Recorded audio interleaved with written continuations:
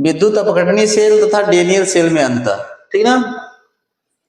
अगला टॉपिक है इसका कि विद्युत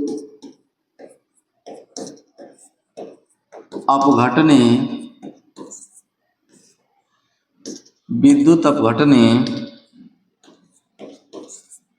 सेल तथा डेनियल सेल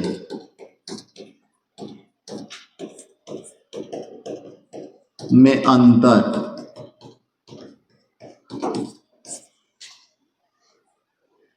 इसको समझ लेते हैं। पहले समझ लें, जैसे पहले डेनियल सेल को समझते हैं। डेनियल सेल में दो विलयन होता है या दो विद्युत अपघट्य कर सकते हैं डेनियल सेल में, लेकिन विद्युत अपघटनीय सेल में सिर्फ एक विद्युत अपघट्य होता है, केवल एक। ये पहला अंतर हो गया। अगर किसी भी चीज में अंतर बताना है तो सबसे पहले उनका डिफिनेशन, दोनों को परिभाषा देकर अंतर एक बता दीजिए। पहला अंतर परिभाषा इसका देते हैं विद्युत अपघटनीय सेल का, कि इसमें विद्युत ऊर्जा को रासायनिक ऊर्जा में बदला जाता है और डेनियल सेल में रासायनिक ऊर्जा को विद्युत ऊर्जा में बदला जाता है। पहला अंतर।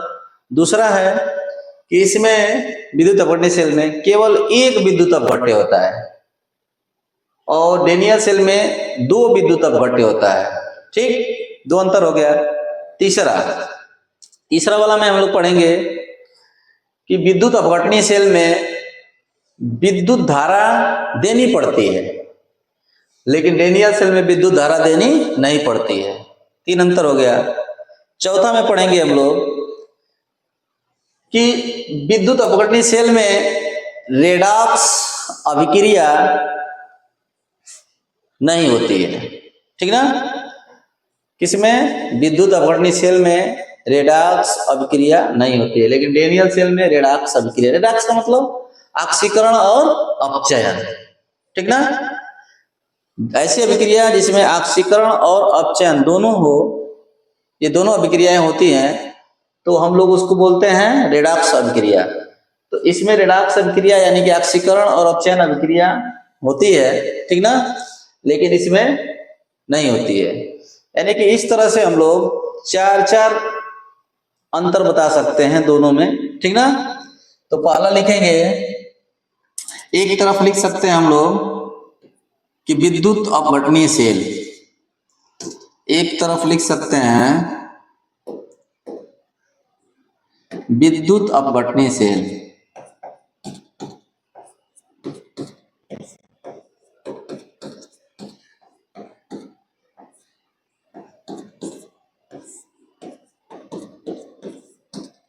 और दूसरी तरफ लिख सकते हैं डेनियल सेल।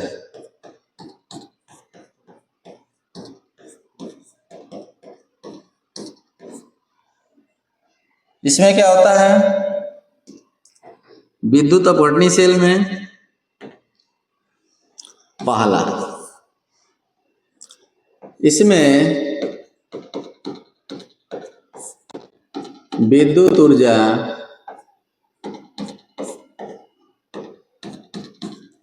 रासायनिक ऊर्जा में बदलती है।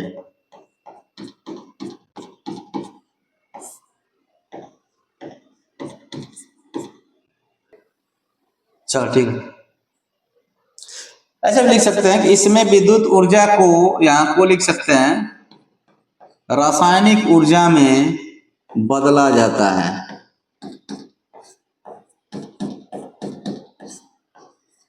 ठीक, लेकिन इसमें लिखेंगे हम लोग इसी का उल्टा, रासायनिक ऊर्जा को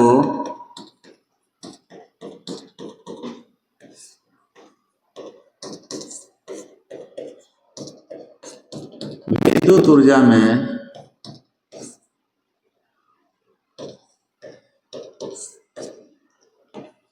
बदला जाता है।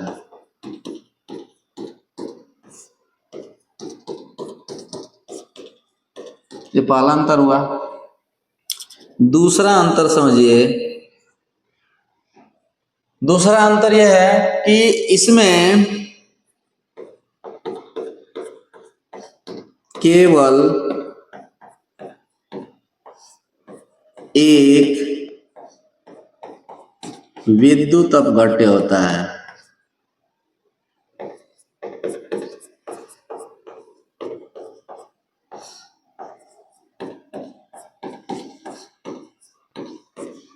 लेकिन इसमें ऐसा नहीं होता है, इसमें होता है दो, इसमें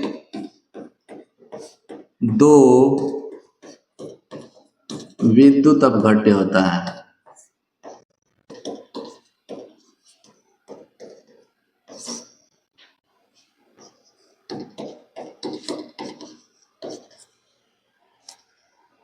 तीसरा लिखेंगे कि इसमें जो होता है विद्युत धारा की, इसमें विद्युत धारा देने पड़ता है, इसमें विद्युत धारा नहीं देना पड़ता है। इसमें विद्युत धारा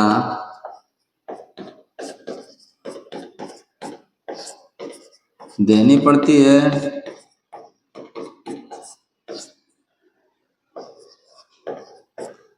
और इसमें विद्युत धारा नहीं देनी पड़ती है।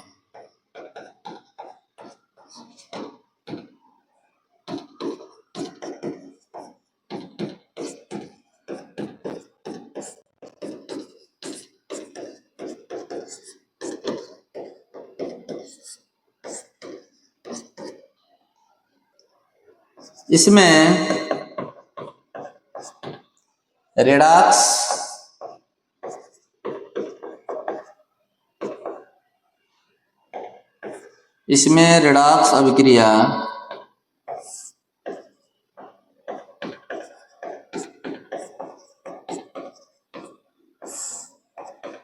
नहीं होती,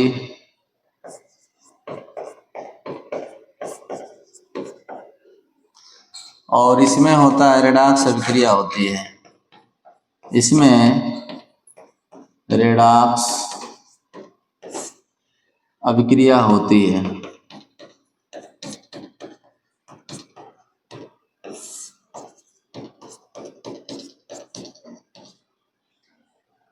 अब आप लोग कंफ्यूजन होंगे, रेडॉक्स कर रहे हैं, रेडॉक्स अभिक्रिया। तो रेडॉक्स अभिक्रिया को यहाँ तोड़ के बता देते हैं।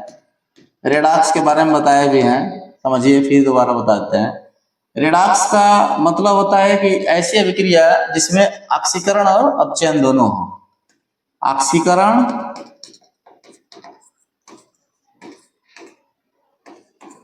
तथा अपचयन, ठीक ना। ये दोनों अभिक्रियाएं अगर जिस अभिक्रिया में होगी तो उसे हम लोग बोले रेडॉक्स अभिक्रिया। तो इसमें दोनों ऑक्सीकरण और अपचयन दोनों इसमें समझाए हैं डेनियल सेल में। इसमें दोनों होता है, ऑक्सीकरण भी होता है और अपचयन। एनोड पर ऑक्सीकरण हुआ और कैथोड पर अपचयन हुआ था। डेनियल सेल के बारे में समझाए थे तो उसमें बताए थे। लेकिन इसमें कोई रेडॉक्स अभिक्रिया नहीं, इसमें ऑक्सीकरण अपचयन का कहीं नामे नहीं लिए हम लोग, ठीक ना। इसलिए इसमें रेडॉक्स अभिक्रिया नहीं होती।